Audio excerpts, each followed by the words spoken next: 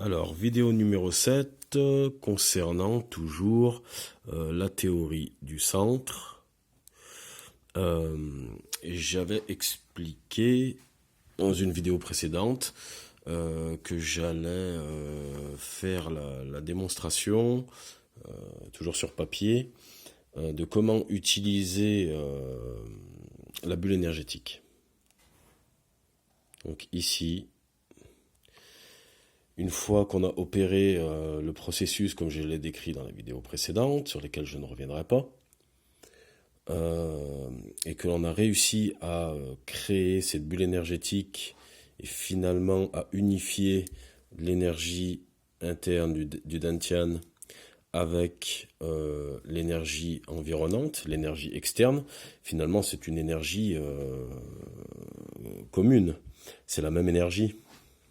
L'énergie qui est à l'extérieur est la même énergie qui est à l'intérieur et vice-versa. Voilà. Donc le corps physique n'est qu'une barrière. Donc une fois que j'ai réussi donc à constituer cette bulle énergétique, voilà, il va falloir que je m'en serve martialement comme une protection. Voilà. En fait, cette bulle énergétique, il serait peut-être même plus juste euh, de la représenter, bon, ce n'est qu'un détail, hein, mais de de cette manière-là, avec une forme ondulée. Voilà, puisqu'il s'agit en fait d'une émanation de l'interne, du centre, et cela émane sur l'extérieur. Donc finalement, si on regarde bien, ça fait comme une antenne, hein, d'accord? Ça fait comme une antenne. Il y a une notion d'émetteur-récepteur et vice versa d'ailleurs, et vice versa, puisque pour se servir de cette bulle d'un point de vue martial, j'aimerais d'abord que l'on s'arrête sur qu'est-ce qu'on peut faire à l'intérieur de cette bulle. Qu'est-ce qu'on peut faire? Alors, très souvent, vous l'aurez peut-être remarqué, dans les styles d'arts martiaux, on commence l'apprentissage par des formes à main nue, et ensuite on passe aux formes avec des armes. Bien, en fait, dans cette bulle énergétique, une fois qu'elle est constituée, c'est à l'intérieur de cette bulle que l'on va pouvoir y mettre la pensée et y mettre l'intention. Voilà.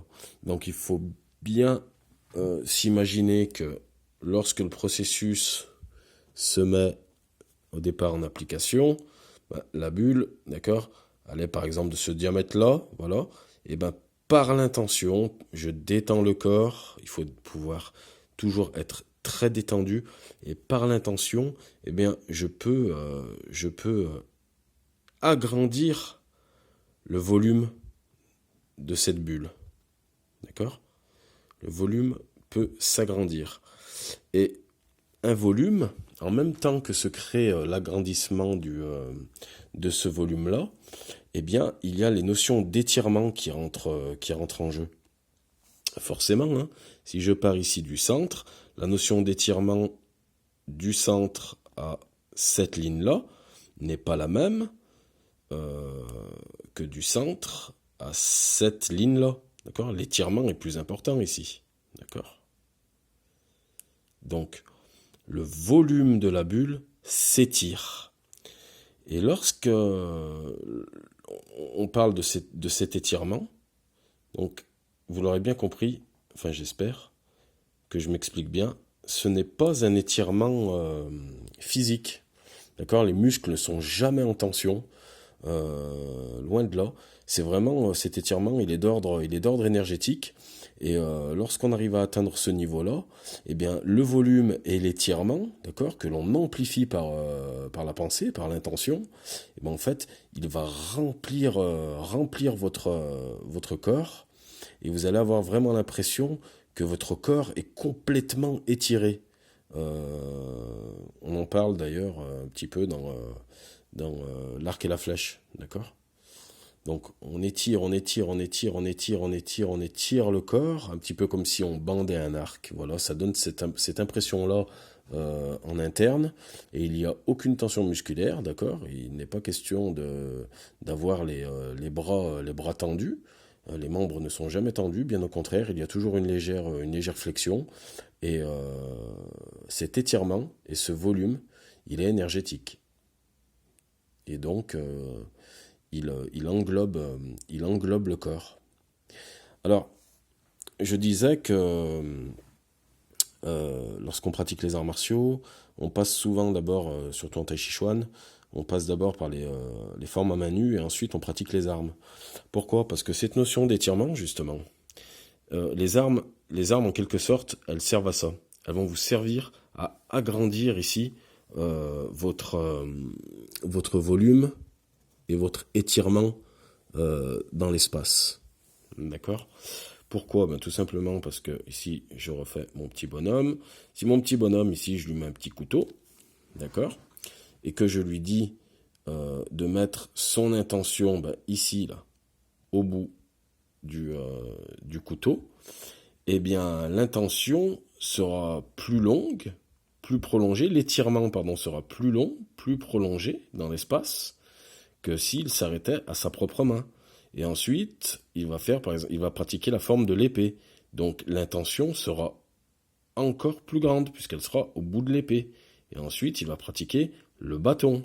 L'intention sera encore plus grande. Et ainsi de suite, hein, on peut continuer comme ça. Je ne connais pas toutes les armes utilisées en arts martiaux, mais voilà. Donc finalement, ici, le volume, qui s'arrêtait là au départ, d'accord ? À l'intérieur du volume contient, il y a un étirement. L'étirement part toujours du centre. En général, ça part du centre, hein, toujours. Toujours, ça part du centre. Ici. Toujours de cette ligne centrale. Tous les étirements vont s'effectuer. Et dans toutes les directions. Les étirements, ils sont multidirectionnels. Alors, dans un premier temps, on focalise son intention dans une seule direction. Voilà, par exemple ici sur le couteau, ou sur l'épée, ou sur le bâton, d'accord? Mais ensuite, il faut bien comprendre que toute cette globalité, là, toute cette énergie globale qui va entourer le corps. Alors je passe volontairement hein, par l'épée, et j'agrandis et je passe par le bâton. Voilà, ici, d'accord?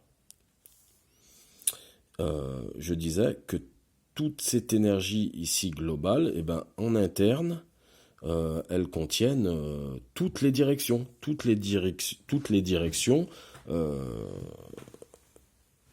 spatiales qui sont dans l'espace.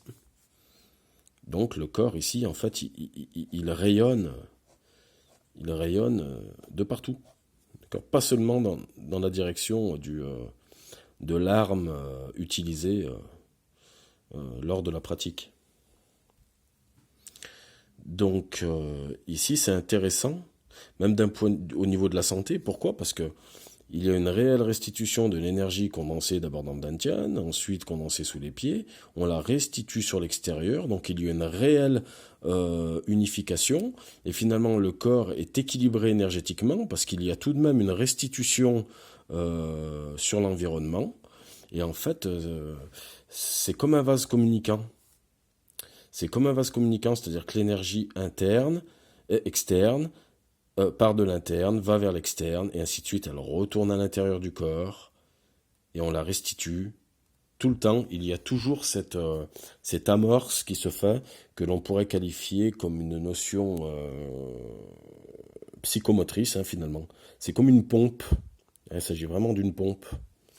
Dès que le corps est pleinement rempli, eh bien, j'évacue l'énergie ici donc sur l'extérieur, donc ça crée ma bulle, donc je crée une unification entre moi-même et le tout.